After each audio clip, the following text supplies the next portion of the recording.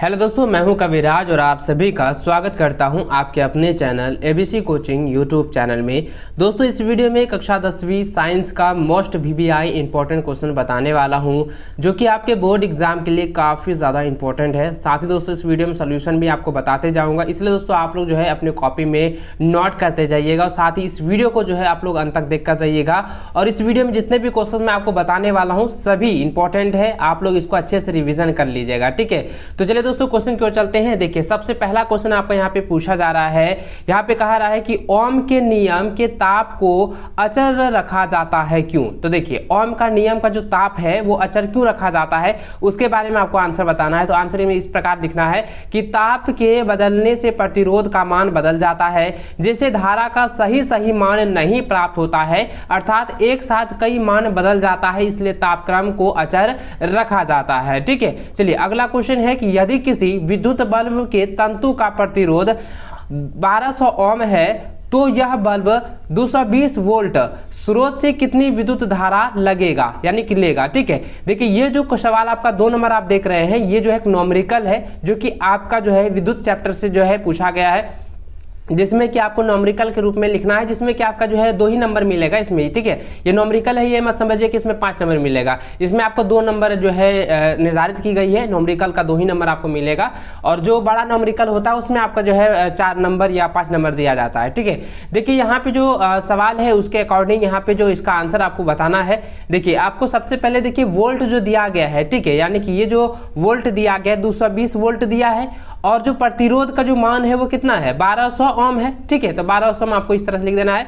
और देखिए दोस्तों, विद्युत धारा का जो फॉर्मूला होता है आपने पढ़ा होगा, ये ओम के नियम के अनुसार जो होता है, ओम के अनुसार होता है V बट्टा क्या होता है R होता है, I बराबर V बट्टा क्या होता है R होता है। ठीक है, ओम के अनुसार विभवांतर बटा यह प्रतिरोध। ठीक है, तो आपको क्या करना है 220 बटा लिखेंगे 1200, इसको अगर भाग देते हैं तो 0.18 एम्पियर यानी कि 0.18 एम्पियर आंसर होगा ये। ठीक है, इस प्रकार से आपको जो है न्यूमेरिकल बनाना है। चलिए अगला क्वेश्चन आपका फिर से न्यूमेरिकल दिया गया है, जिसमें यहाँ के पूछा कह रहा है कि 5 ओम एवं 20 ओम के प्रतिरोधकों को पार्श्व क्रम में जोड़ने पर समतुल्य प्रतिरोध की गणना करें। देखिए, पार्श्व क्रम संयोजन का जो आप लोगों ने संयोजन को पढ़ा होगा, उसका व्यंजक को पढ़ा होगा, और आप लोगों को फॉर्मूला भी याद होगा कि 1/R plus 1/R1 plus 1/R2 होता है। ठीक है, तो 2 प्रतिरोध दिया गया है, तो वो 1/5 प्लस 1/20 आपको योग कर देना है। उसके बाद अगर योग करते हैं तो 4 यहाँ पे हो जाएगा, उसके बाद कितना 5/20 हो जाएगा, तो इसको हम कटाएंगे 1/4, तो यानी कि R का जो मान होगा वो 4 ओम हो जाएगा। ठीक है,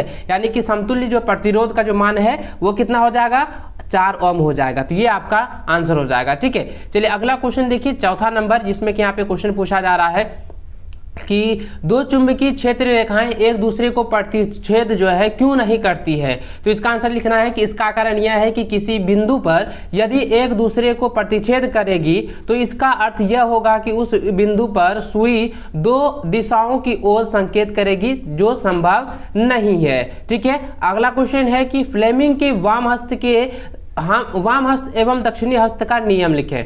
देखिए दोस्तों, आपको मैंने ऑफलाइन क्लास में बताया है कि फ्लेमिंग के वाम हस्त का नियम और दक्षिणी हस्त का नियम इस बार बोर्ड एग्जाम में आने वाला है, और इससे रिलेटेड क्वेश्चंस आपके बोर्ड एग्जाम में ऑब्जेक्टिव भी पूछा जाएगा और आपका सब्जेक्टिव में भी पूछा जाएगा। ठीक है, 2 नंबरिया भी रहेगा और 3 नंबरिया भी रहेगा, इसलिए आप इसको जो अच्छे से जो है ध्यान में रखिएगा और इसको रख लीजिए। देखिए, आपको सबसे पहले यहाँ पे फ्लेमिंग के वाम हस्त के बारे में बताना है। लिखना है कि फ्लेमिंग के वाम हस्त का नियम, उसके बाद लिखना है कि अपने बाएं हाथ की तर्जनी, मध्यमा और अंगूठे को इस प्रकार फैलाएं कि वे एक दूसरे पर लंबवत हो।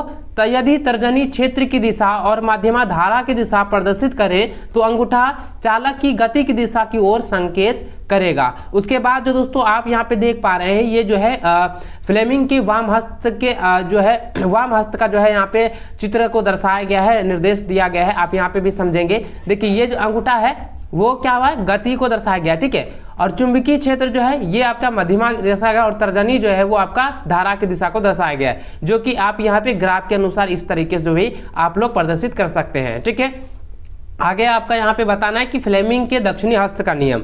तो देखिए फ्लेमिंग के दक्षिणी हस्त का नियम उसी प्रकार बताना है जिस प्रकार से वाम हस्त के बारे में मैंने बताया है। तो उसमें लिखना है कि यदि हमने या यदि आपने दाहिने हाथ की तर्जनी, मध्यमा और अंगूठे को एक दूसरे के लंबवत इस प्रकार स्थित करें कि तर्जनी क्षेत्र की दिशा तथा अंगूठा चालक की गति की दिशा की ओर संकेत करे तो माध्यमा चालक में प्रेरित धारा की दिशा को प्रदर्शित करेगी। तो देखिए ये जो है दक्षिणी हस्त है और आप यहाँ पे देख पा रहे हैं कि अंगूठा जो है चालक की गति की दिशा को प्रदर्शित कर रहा है और मध्यमा जो है चुंबकीय क्षेत्र की दिशा प्रदर्शित कर रहा है और तर्जनी जो है वो चालक में प्रेरित धारा की दिशा को प्रदर्शित कर रहा है। तो इस प्रकार से आप ग्राफ भी यहाँ पे दर्शा सकते हैं। ठीक है, अगर मान लीजिए हाथ वाला पिक्चर नहीं बना पाते हैं तो आप ये वाला ग्राफ का जो है पिक्चर बना दीजिएगा, आपको फुल मार्क्स मिल जाएगा। ठीक है, चलिए अगला क्वेश्चन देखते हैं। छठा नंबर है, यहाँ पे कह रहा है कि दक्षिणी हस्त अनुष्ठ नियम में अंगूठे की दिशा क्या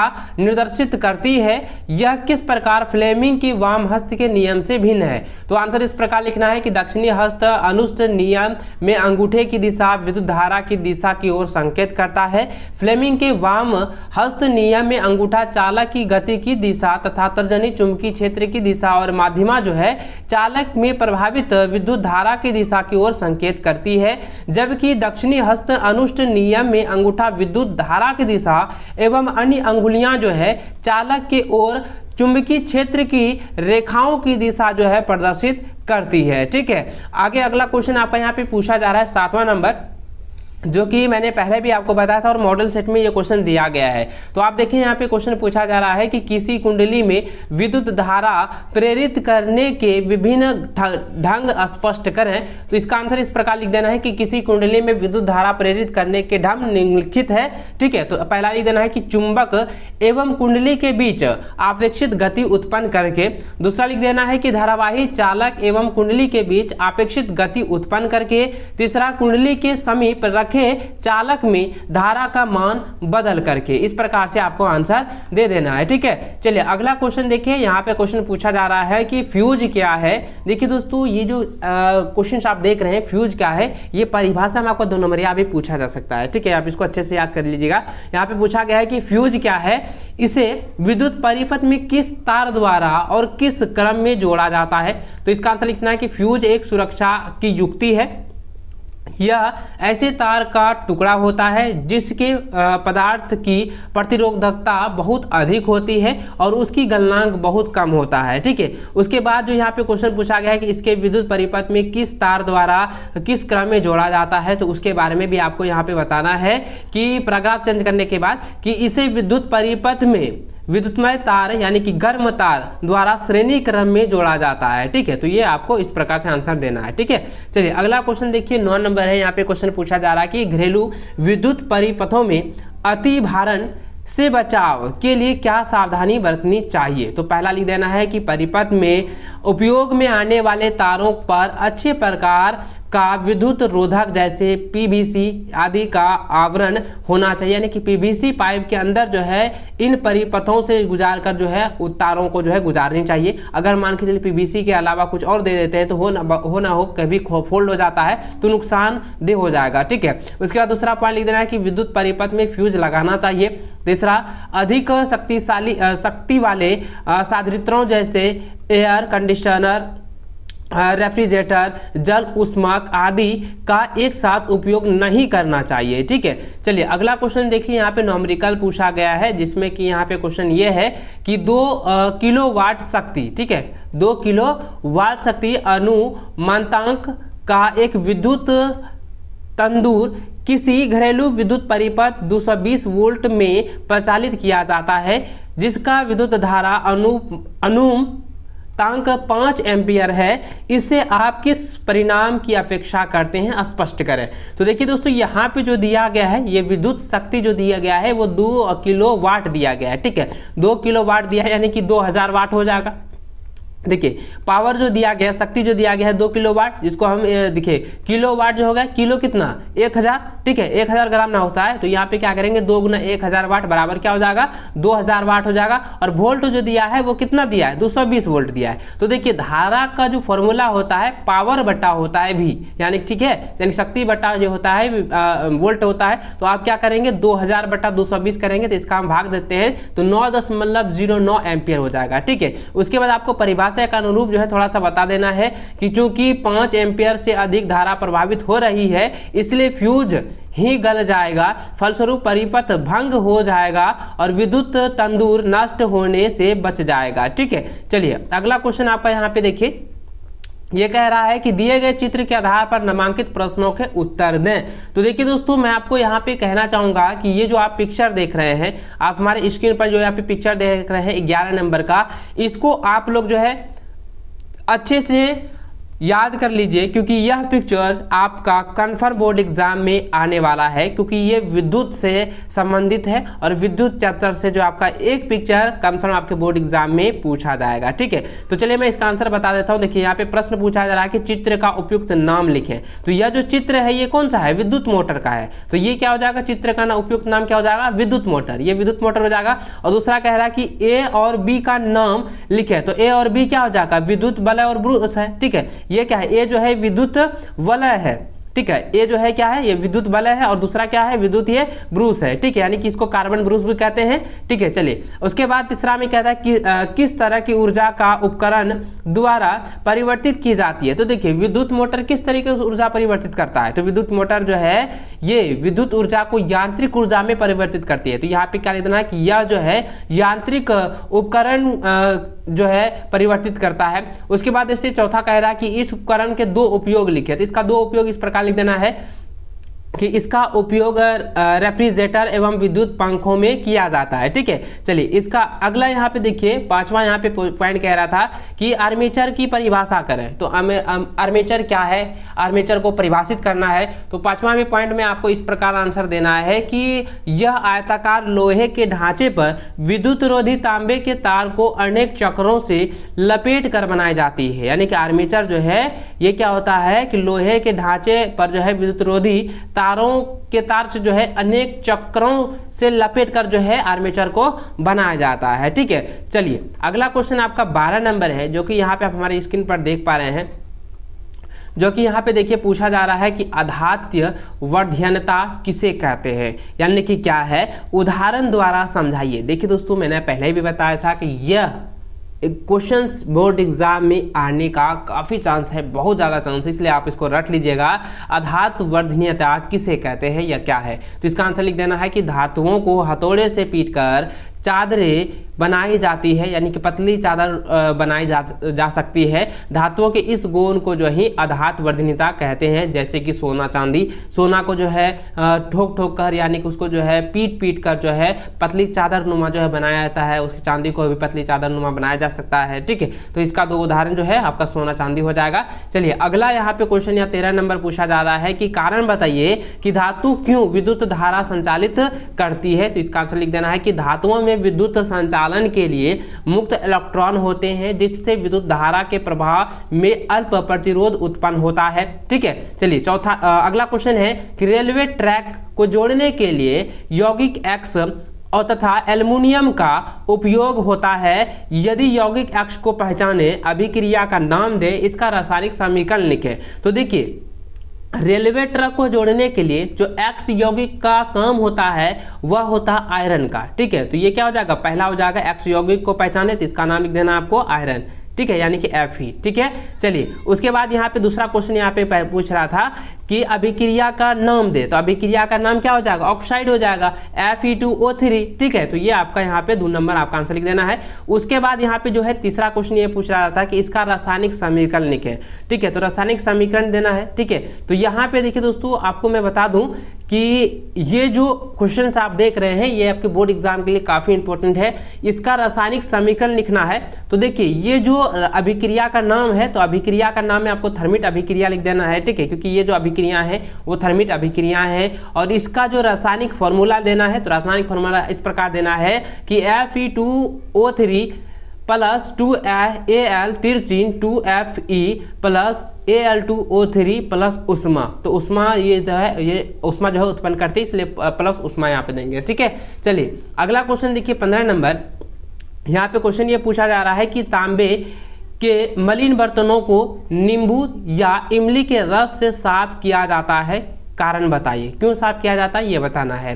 तो इसका आंसर लिखना है कि तांबा पर क्षारीय कॉपर कार्बोनेट की हरी परत बन जाने के कारण उसका रंग मलिन हो जाता है। जब तांबे के मलिन बर्तन को नींबू या इमली के रस से साफ किया जाता है तो नींबू या इमली में उपस्थित अम्लीय पदार्थ क्षारीय कॉपर कार्बोनेट से अभिक्रिया कर उसे तांबे के बर्तन से अलग कर देता है, जिससे बर्तन साफ होकर चमकने लगता है। खट्टे पदार्थ क्षारीय कॉपर कार्बोनेट को हटाने में सक्षम होता है, इसलिए खट्टे पदार्थ बर्तन को साफ करने में प्रभावी होता है। तो इस प्रकार से आपको आंसर दे देना है। अगला क्वेश्चन है कि गर्म जल का टैंक बनाने में तांबे का उपयोग होता है परंतु इस्पात लोहा का नहीं, कारण बताइए। देखिए गर्म जल का जो टैंक है उसके बनाने के लिए तांबे का उपयोग किया जाता है। तो यहाँ पे ये बताना है कि तांबे का उपयोग क्यों किया जाता है और इस्पात का उपयोग क्यों नहीं किया जाता है, यानी कि लोहा का उपयोग क्यों नहीं किया जाता है। तो इसका आंसर इस प्रकार बताना है कि तांबा जल के साथ किसी भी स्थिति में अभिक्रिया नहीं करता है, लेकिन लोहा भाप के साथ अभिक्रिया कर ऑक्साइड एवं हाइड्रोजन गैस बनाती है, इसलिए गर्म जल का टैंक बनाने में तांबे का उपयोग होता है, लेकिन लोहा अर्थात इस्पात का उपयोग नहीं किया जाता है। ठीक है, चलिए अगला क्वेश्चन है कि पारा यानी कि पारद। ठीक है, पारा या पारद के एक मुख्य अयस्क का नाम एवं सूत्र लिखें। इस अयस्क को किस विधि द्वारा धातु ऑक्साइड में बदला जाता है। पारा धातु को उसके अयस्क से निष्कर्षण में प्रयुक्त समीकरण को लिखें। तो देखिए ये जो पारा है, पारा के मुख्य अयस्क का नाम बताना है। तो मुख्य अयस्क आपका क्या हो जाएगा, ये आपका सिनेबार हो जाएगा और इसका जो फॉर्मूला है वो क्या हो जाएगा, HGS हो जाएगा। ठीक है, उसके बाद यहाँ पे क्वेश्चन ये पूछा जा रहा है कि इस अयस्क को किस विधि द्वारा जो है धातु ऑक्साइड में परिवर्तित किया जाता है। तो यह आपको बताना है कि इस अयस्क को भर्जन विधि द्वारा धातु ऑक्साइड में बदला जाता है। ठीक है, उसके बाद इसका समीकरण पूछा जा रहा था, तो इसका समीकरण इस प्रकार लिख देना है कि 2HGS प्लस 3O2 तिरचिन उसके ऊपर आपका उष्मा प्रभावित करना है। तो उसके बाद हो जाएगा 2HGO प्लस 2SO2। ठीक है, उसके बाद आपको दूसरा फॉर्मूला लेना है कि 2HGO उष्मा जो है इस पर प्रभावित करेंगे, तो उष्मा के साथ प्रभावित करेंगे तो ये हो जाएगा 2Hg प्लस O2। तो ये आपका समीकरण हो जाएगा। ठीक है, चलिए अगला क्वेश्चन देखिए दोस्तों, यहाँ पे जो क्वेश्चन पूछा गया है ये नामांकित चित्र पूछा गया है कि धातुओं को जो है धातुओं में चालकता का गुण प्रकट करने के लिए किए गए प्रयोगों के चित्र में संख्याकित भागों का नाम लिखिए। तो ये देखिए जो पिक्चर दिया गया है, ठीक है, आप यहाँ पे हमारे स्क्रीन पर देख पा रहे हैं, ये जो पिक्चर यहाँ पे पूछा गया है, ठीक है, जो आकृति दी गई है, इसमें 1 2 3 4 5 6 तक जो है ये आपका जो है अंक दिया गया है। तो इन अंकों के आधार पर ये बताना कि ये क्या क्या चीज़ है, इसका नामांकित बताना है। तो देखिए दोस्तों ये जो एक लैंप का है, ठीक है, लैंप की आकृति है। तो सबसे पहला जो 1 नंबर हो जाएगा यहाँ पे ये हो जाएगा धातु का छड़, दूसरा नंबर हो जाएगा छड़ का खुला हुआ सिरा, और तीसरा हो जाएगा मोम, और ये चौथा जो हो जाएगा यहाँ पे चौथा जो हो जाएगा कांटी या पिन हो जाएगा। ठीक है, यहाँ पे पिन भी आप लिख सकते हैं या कांटी लिख सकते हैं। उसके बाद पांचवा जो है ये क्या हो जाएगा, बर्नर हो जाएगा, क्योंकि ये जो लैंप क्या है ये बर्नर है, तो ये पांचवा क्या हो जाएगा, बर्नर हो जाएगा। इस तरीके से आप जो है नामांकित चित्र बनाएंगे। ठीक है, चलिए अगला क्वेश्चन यहाँ पे देखिए, अगला क्वेश्चन भी वही क्वेश्चन जो है नामांकित है। तो यहाँ पे पूछा जा रहा है कि चित्र में धातु की लवण विलयन के साथ अधिक क्रियाशील धातु की अभिक्रिया को दर्शाया गया है, ABCDE को नामांकित करें। तो ये जो आकृति आप हमारे स्क्रीन पर देख पा रहे हैं, यहाँ पे जो क्वेश्चन ये आकृति का जो दिया गया है, इसमें जो क्रम संख्या दिया गया है ABCDE, तो इसका नाम आपको बताना है। तो देखिए ये पहला जो आप देख रहे हैं यहाँ पे A नंबर जो पहला देख रहे हैं, ये कहाँ पर है, देखिए इस जगह है। ठीक है, तो इसका क्या हो जाएगा, ये क्या एक धागा है, A नंबर क्या है, ये एक धागा है। B नंबर क्या है, जरा ध्यान दीजिएगा, B नंबर क्या है, एक प्रश्नली है। तो ये क्या हो जाएगा, बी नंबर आपका प्रश्नली हो जाएगा। सी नंबर क्या हो जाएगा, ये कार्क हो जाएगा। और डी नंबर जो है प्रश्नली स्टैंड हो जाएगा, ये वाला जो है डी नंबर प्रश्नली स्टैंड हो जाएगा। और ई नंबर जो है, ई नंबर जो हो जाएगा वो क्या होगा, वो तांबे का तार होगा जो कि प्रश्नावली के अंदर यहाँ पे डाला गया है। तो इस तरह के जो है आपको नामांकित कर देना है, ठीक है। चलिए अगला क्वेश्चन आपका देखिए यहाँ पे 20 नंबर है। कहता है कि तांबे की विद्युत अपघटनी परिष्करण से संबंधित चित्र में रिक्त स्थान ए बी सी डी एवं ई को पूरा करें। तो देखिए यहाँ जो है जो क्वेश्चन पूछा गया है, ये जो आकृति दी गई है जो कि आप हमारे स्क्रीन पर देख पा रहे हैं यहाँ पे, इसमें A B C D E तक जो दिया गया है इसका नाम आपको बताना है। तो ए नंबर जो ये क्या हो जाएगा, ए नंबर जो है यहाँ पे जो दिया गया है, ठीक है, ये जो दिया गया यहाँ पे, तो ये क्या हो जाएगा, कैथोड हो जाएगा। बी नंबर क्या हो जाएगा, बी नंबर जो है प्लस में रहता है तो ये एनोड हो जाएगा, कैथोड माइनस में रहता है। ई नंबर जो है इलेक्ट्रॉनिक का माइनस है तो ये हो जाएगा एनोड हो जाएगा। उसके बाद सी नंबर जो है, सी नंबर आप जो यहाँ पे देख पा रहे हैं, ये हो जाएगा अम्लीकृत कॉपर सल्फेट विलयन। डी नंबर आपका जो है नीचे जो दिया गया है तो इसका हो जाएगा अपद्रव यानी कि एनोड पंख हो जाएगा। उसके बाद ई नंबर जो देखें तो ये इसका फॉर्मूला हो जाएगा Cu2+ हो जाएगा, ठीक है, कॉपर यानी हो जाएगा। चलिए अगला जो है देखते हैं क्वेश्चन यहाँ पे पूछा जा रहा है, इसमें भी नामांकित है।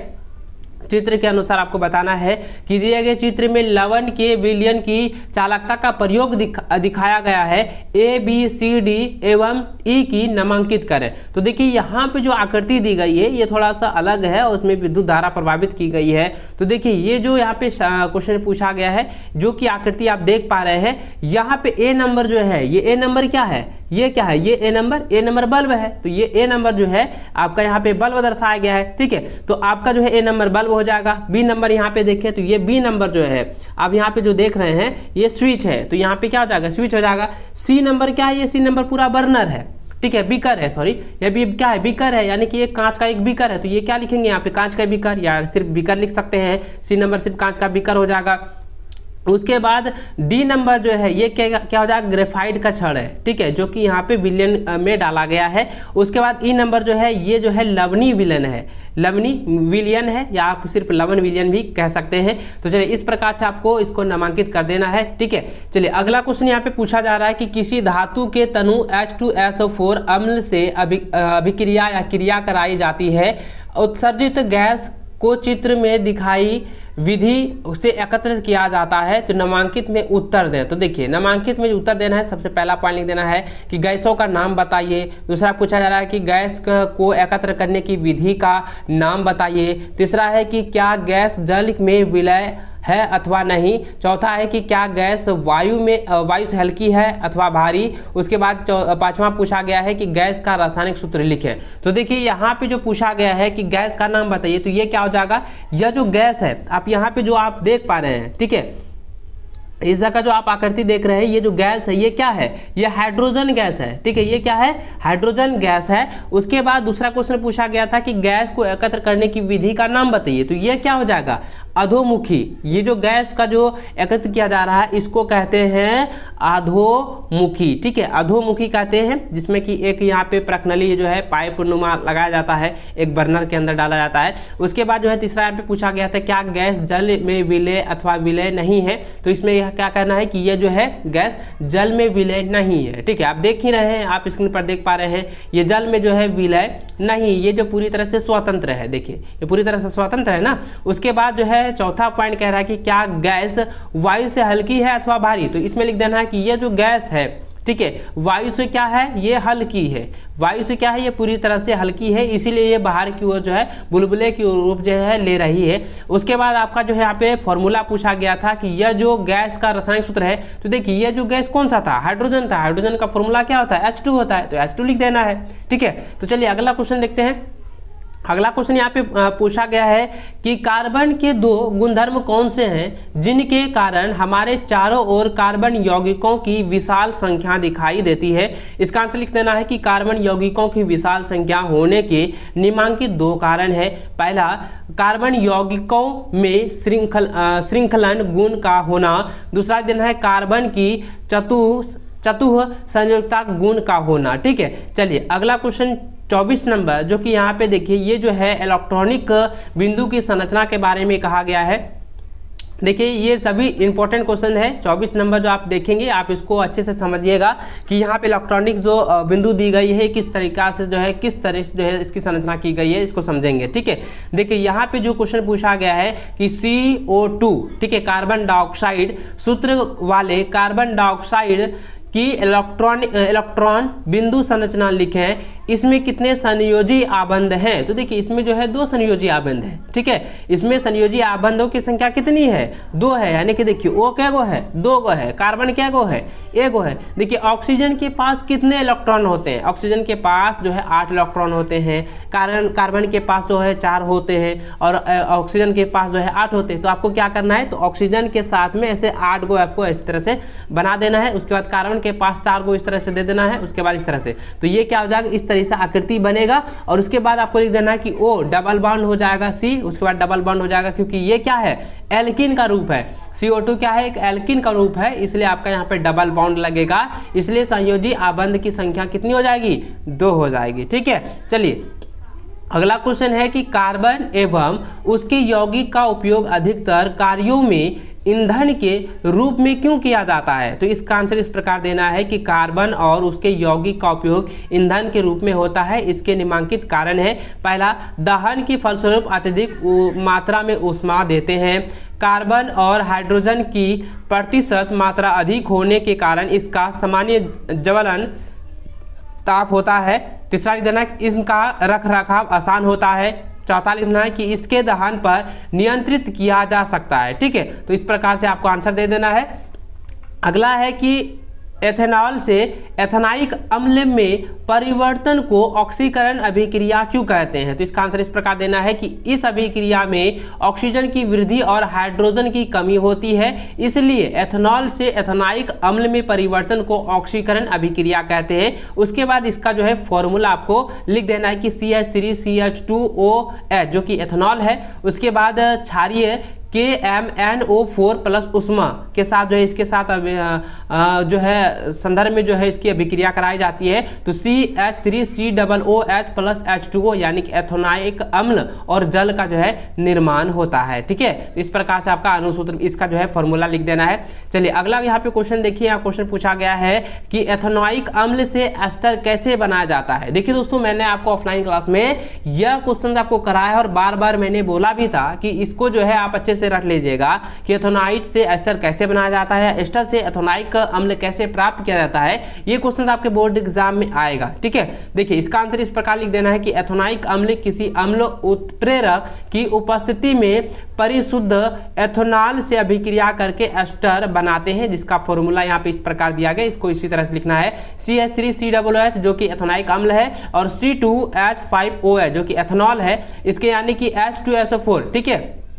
इसके संदर्भ में जो है विक्रिया करा जाती है तो एस्टर का प्रयोग होता है। इसका फॉर्मूला होता है CH3COOC2H5 प्लस O2। तो ये आपका जो है एस्टर का फॉर्मूला है, ये जो है प्राप्त किया जाता है, ठीक है। चलिए अगला क्वेश्चन देखें, तो यहाँ पे पूछा गया है कि एथेनाइक अम्ल कार्बोनेट एवं हाइड्रोजन कार्बोनेट के साथ अभिक्रिया कैसे करता है। तो देखिए इसका आंसर इस प्रकार देना है कि एथेनाइक अम्ल कार्बोनेट एवं हाइड्रोजन कार्बोनेट के साथ अभिक्रिया करके लवण सोडियम एथेनोएड कार्बन डाइऑक्साइड एवं जल बनाता है। उसके बाद आपको इस तरीके से फॉर्मूला दे देना है। पहले था एथेनाइक एवं कार्बोनेट का, तो इसका देना है। तो देखिए तो यहाँ लिख देना है 2CH3COOH plus Na2CO3 तिरचिन 2CH3COONA plus H2O plus CO2। उसके बाद दूसरा जो है विक्रिया लिख देना है कि CH3COOH plus NaHCO3 तिरचिन CH3COONA plus H2O plus CO2, ठीक है। इस तरीके से जो है आपका फॉर्मूला इसमें लिख देना है, ठीक है। चलिए अगला यहाँ पे देखें, यहाँ पे क्वेश्चन पूछा जा रहा है कि एथेनाइक क्या है, सॉरी एल्काइन क्या है। देखिए मैंने आपको पहले भी बताया था ना कि कार्बनिक करण चैप्टर में जो ये एल्केन, एल्किन और एल्काइन का फॉर्मूला है आप उसको अच्छे से याद लेंगे और साथ ही इसकी परिभाषा को भी याद कर लीजिएगा, ठीक है। देखिए यहाँ पे जो क्वेश्चन पूछा गया है काफी इंपॉर्टेंट है, बीबीआई क्वेश्चन है। देखिए एल्काइन क्या है, इसका सामान्य रासायनिक सूत्र लिखें, सबसे सरल एल्काइन का नाम तथा इलेक्ट्रॉनिक संरचना लिखें, इस एल्काइन का उपयोग बताइए। तो इसका आंसर लिख देना है कि वैसे असंतुलित हाइड्रोकार्बन बंधन जिसमें दो कार्बन परमाणु आपस में त्रिबंध द्वारा जुड़े होते हैं, यानी कि इसका जो है ट्रिपल बाउंड होता है, उसको क्या कहते हैं, एल्काइन कहते हैं। इसकी सामान्य सूत्र क्या होती है, CnH2n-2, यानी कि ये क्या होता है, माइनस में रहता है, एल्केन में क्या होता है, प्लस होता है, और एल्किन में सिर्फ CnH2n होता है। ठीक है, तो याद रखिएगा तीनों का फॉर्मूला आप लोग हमेशा याद रखेंगे।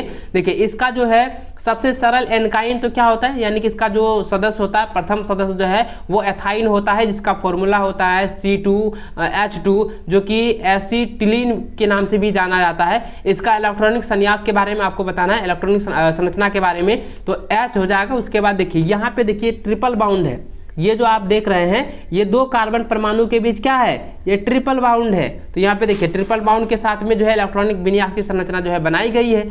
उसके बाद दोस्तों यहाँ पे ये भी क्वेश्चन पूछा गया था इसी के साथ में कि इस एल्काइन का उपयोग बताइए। इसका उपयोग बताना है कि एल्काइन यानी कि एथाइन का उपयोग, एल्काइन का जो प्रथम सदस्य है एथाइन, उसका उपयोग बताना है। तो लिख देना है कि कच्चे फलों में कृत्रिम रूप से पकाने में, अगर आप लोग आम हो गया, केला हो गया, और भी कुछ ऐसे फल हैं जिनको पकाने के लिए हम जो पदार्थ का उपयोग करते हैं, जो कि दुकान में आसानी से मिल जाता है, उसी को हम एथाइन कहते हैं। ठीक है, या उसको एल्काइन भी कहते हैं, एथाइन भी कहते हैं। ठीक है, चलिए इसका दूसरा आपको जो है उपयोग बताना है कि एसिटाइलिन ज्वाला उत्पन्न कर धातुओं को वेल्डिंग करने में, जो कि वेल्डिंग के कार्य में किया जाता है। ठीक है, चलिए अगला क्वेश्चन है, देखिए काफी इंपॉर्टेंट है, VBI क्वेश्चन है, आप इसको अच्छे से याद कर लीजिएगा। देखिए क्वेश्चन ये पूछा गया कि साबुन और अपमार्जक में 3 अंतर लिखें, तो 3 अंतर आपको बताना है। तो देखिए साबुन और अपमार्जक में निम्नलिखित अंतर इस प्रकार है। पहले जो है इस तरीके से जो है आपको ढांचा बना लेना है, एक बल साबुन लिख देना है और दूसरे साइड जो है आपको अपमार्जक लिख देना है। साबुन यानी कि ये दो, अपमार्जक का अर्थ ही होता है सर्फ। ठीक है, सर्फ होता है।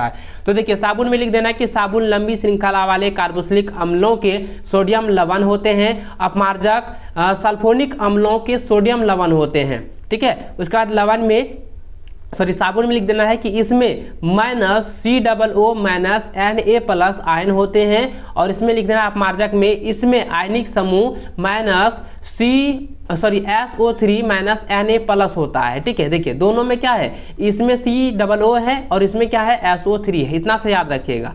चलिए इसका जो है अगला पॉइंट आपको तीसरा पॉइंट में आंसर बताना है कि जो है साबुन में यह कठोर जल से अच्छी धुलाई नहीं देते हैं, और इसमें लिख देना है कि इसकी क्रिया जल की कठोरता से प्रभावित नहीं होती है, अतः यह अच्छे धुलाई कारक माने जाते हैं, यानी कि कह सकते हैं कि कठोर जल में अच्छी धुलाई ये कर सकते हैं अपमार्जक। ठीक है, चलिए अगला क्वेश्चन देखिए, यहाँ पे 31 नंबर है, कहता है निम्न यौगिकों के नाम दें। तो इसका निम्न यौगिकों का आपको सिर्फ नाम लिख देना है।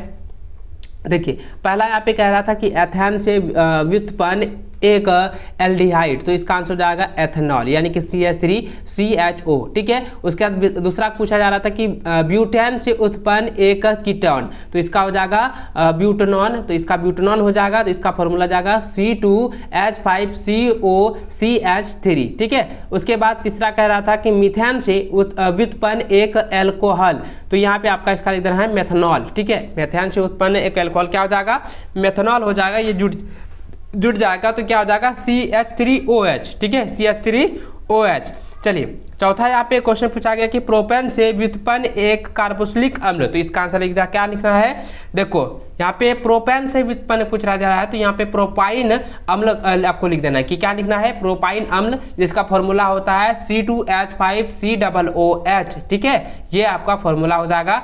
देखिए पांचवा यहाँ पे क्वेश्चन जो पूछा जा रहा है इसी का कि एथेनॉल के क्षारीय पोटेशियम परमैंगनेट के साथ उपचयन यानी कि ऑक्सीकरण से प्राप्त यौगिक, तो इसका हो जाएगा एथेनोइक अम्ल, जिसका फॉर्मूला लिख देना है CH3COOH। ठीक है, ये सभी जो है जो मैंने अभी यहाँ पे बताया है, इस सभी का फॉर्मूला आप लोग याद कर लीजिएगा। और ये जो 31 नंबर क्वेश्चन है आप इसको स्क्रीनशॉट करके रख लीजिए, क्योंकि ये आपके बोर्ड एग्जाम में 100% आने के चांस में है। ठीक है, चलिए अगला क्वेश्चन देखिए, 32 नंबर कहता है कि इन यौगिकों का IUPAC नाम लिखें। ठीक है, IUPAC नाम लिख देना है। देखिए ये जो क्वेश्चन आप देख रहे हैं ये क्या है, देखिए यहाँ पे है CH2, ठीक है, यहाँ पे CH OH है। तो यहाँ पे देखिए, यहाँ पे ये जो है, ये जो पहला दिया गया है 1 नंबर में, ये क्या है, मिथेनॉल का ये आईयूपैक नाम है। ये जो है संरचना सूत्र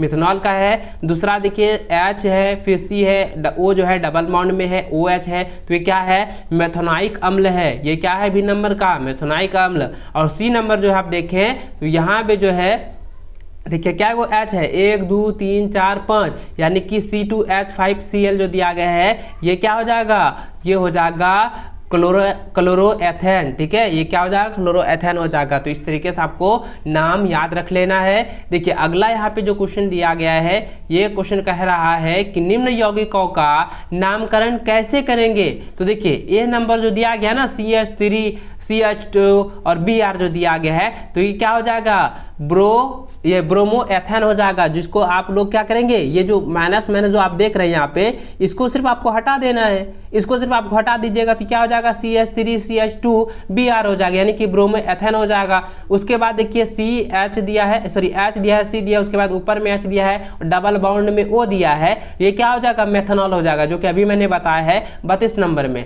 ठीक है, तो इसका हो जाएगा CHHO। ठीक है, HCH हो जाएगा। ठीक है, ये मेथनॉल का हो जाएगा। ठीक है, याद रखिएगा HCHO। ठीक है, चलिए अगला जो है तीसरा नंबर यहाँ पे देखें, ये जो आकृति संरचना सूत्र दिया गया, ये ट्रिपल बाउंड का है, यानी कि ये क्या है, एल्काइन का है। तो एल्काइन का क्या हो जाएगा, देखिए ये क्या है, ये देखिए क्या गो है, H पहले देखिए 1 2 3 4 5 6 7 8 9 10, तो 10 तो क्या हो जाएगा, हेक्साइन का होता है। हेक्साइन में ना 10 को होता है। और C का गो है 1 2 3 4 5 6 गो C है, यानी कि 6 है। और H कितना है, देखिए मैं आपको बता देता हूँ फिर से यहाँ पे, ठीक है, समझिएगा। C क्या गो है, C क्या है, 6 गो है, और H क्या गो है, H जो है 10 गो है। तो ये किसका फॉर्मूला होता है, ये होता है हेक्साइन का। आप ये फॉर्मूला लिख दीजिएगा, या आप इस फॉर्मूले को भी लिख सकते हैं। ठीक है, या आप इसको लिखें या इसको लिखिए, दोनों आपको जो है आंसर आपको मिल जाएगा। ठीक है, चलिए आपको जो है इसका अंक मिल जाएगा, नंबर नहीं कटेगा। ठीक है, चलिए अगला क्वेश्चन देखिए, 34 नंबर कहता है निम्न प्रक्रियात्मक समूहों के नाम लिखें। तो देखिए ये जो पहला यहाँ पे दिया गया है ना, कार्बन के साथ में O, ठीक है, तो ये क्या हो जाएगा, मैं आपको इसका नाम बताते चलता हूँ। देखिए इसका हो जाएगा ये कीटोन हो जाएगा। B हो जाएगा आपका कार्बोक्सिलिक अम्ल, यानी कि COOH माइनस में है। उसके बाद माइनस CHO, तो ये क्या हो जाएगा, एल्डिहाइड हो जाएगा। और D जो है, ये जो प्रक्रियात्मक समूह आप देख रहे हैं OH, ये क्या हो जाए, अल्कोहल का प्रक्रियात्मक समूह है। तो इस प्रकार से आपको इनका जो है, इन चारों का नाम आप लोग याद रखिएगा। ठीक है, चलिए 35 नंबर कहता है कि निम्न यौगिकों के संरचनात्मक सूत्र लिखें। तो इसका जो है संरचनात्मक सूत्र आपको लिख देना है। देखिए propane, ethane, ethyne, ethanol, hexane, propanone और बेंजीन। तो इसका जो है संरचना सूत्र लिख देना है। आणविक सूत्र पहले आपको याद ही होगा, चलिए मैं आपको बताते चलता हूँ।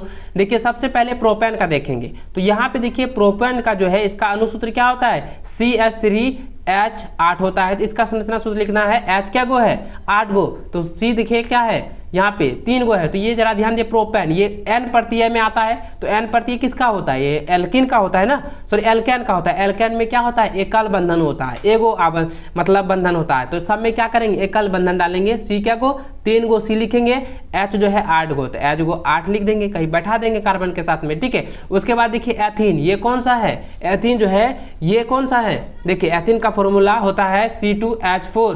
ठीक है, ये क्या है, एल्केन, एल्कीन और एल्काइन का आप लोग फॉर्मूला मैंने बताया था कि एल्कीन का जो प्रथम सदस्य होता है वो एथीन होता है। तो एथीन का फॉर्मूला होता है C2H4, और ये क्या होता है, डबल बॉन्ड होता है। ठीक है, एथीन क्या है, डबल बॉन्ड होता है, क्योंकि ये क्या है, एल्कीन का जो है प्रथम सदस्य है। एल्कीन जो है डबल बॉन्ड को दर्शाता है, यानी द्विआबंध को दर्शाता है। 2 कार्बन परमाणु के बीच 2 बंधन लगाना है, तो यहाँ पे 2 कार्बन परमाणु के बीच 2 डबल बॉन्ड लगाना है। और H जो है आपको 4 गो इस तरीके से जो है लिख देना है। ठीक है, चलिए अगला यहाँ पे देखिए एथाइन है। एथाइन का देखिए ये जो है एल्काइन का प्रथम सदस्य है, जिसमें कि 2 कार्बन परमाणुओं के बीच जो है ट्रिपल बॉन्ड होता है। तो इसमें क्या करना है, इसका सबसे पहले एथाइन का जो है अनुसूत्र लिख देना है C2H2। तो इसका जो है 2 कार्बन परमाणुओं के बीच ट्रिपल बॉन्ड लिख देना है। उसके बाद एगो कार्बन इसके पास, एगो हाइड्रोजन इस कार्बन के पास, और एक कार्बन के पास एगो हाइड्रोजन यहाँ लिख देना है। इस प्रकार से आपको इसका जो है संरचना सूत्र लिख देना है। उसके बाद देखिए एथनॉल। एथेनॉल में देखिए दोस्तों ये जो है ये क्या है आपका एकल बंधन में आता है। एथेनॉल क्या है, एकल बंधन में आता है। तो इसमें दो कार्बन परमाणु के बीच एकल बंधन लिखना है, यानी कि वन सिंगल बाउंड से देना है। ठीक है, तो देखिए H क्या गो है, सॉरी H क्या गो है, 2 गो, तो C क्या है 2 गो लिख दिए, और H क्या गो है 5 गो है, और OH 1 गो है। तो क्या लिखेंगे यहाँ पे H जो है 5 गो व्यवस्थित कर देंगे, उसके बाद यहाँ पे सिर्फ डायरेक्ट OH लिख सकते हैं या O -H इस तरह कर से लिख सकते हैं डैश देकर। ठीक है, तो चलिए अगला क्वेश्चन अगला इसी में दिया गया है कि हेक्सेनॉल। हेक्सेनॉल देखिए ये जो है ये भी क्या है, ये भी सिंगल बाउंड्स का है, ये भी क्या है सिंगल बाउंड है, यानी कि एकल बंधन है। तो इसका सबसे पहले अनुसूत्र लिख देना है कि C5H11CHO। तो देखिए C क्या गो है 5 गो है, तो C क्या गो लिखना है 5 गो लिखना है। H क्या गो है ये 11 गो है, तो H इसका 11 गो लिखेंगे, और फिर उसके बाद C के साथ में OH है। ठीक है, तो O ऊपर में डबल बॉन्ड हो जाएगा क्योंकि ऑक्सीजन के साथ डबल बॉन्ड होता है। ठीक है, कार्बन और ऑक्सीजन के बीच में। उसके बाद हाइड्रोजन एगो यहाँ पे व्यवस्थित कर देना है। ठीक है, चलिए देखिए अगला यहाँ पे जो है कहता है प्रोपोनॉन का लिखना है।